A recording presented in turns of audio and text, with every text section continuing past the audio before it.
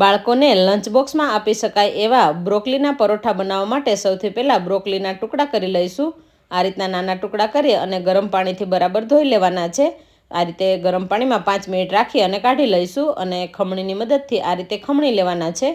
ખમણીને cheese ઉમેરીશું, ઝીણી સમારેલી કોથમીર, લસણ અને મરચીની પેસ્ટ, સ્વાદ અનુસાર મીઠું। હવે 2 વાટકી ઘઉંનો લોટ ઉમેરીશું, મોણ માટે તેલ અને બધું આ રીતે મિક્સ કરી લઈશું।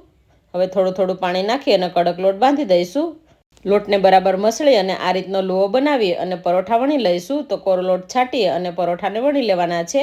નાની રોટલી વણી અને ઉપર તેલ લગાવી અને કોરો લોટ છાંટી અને ઉપર કાળા તલ લગાવીશું અને વણી લઈશું।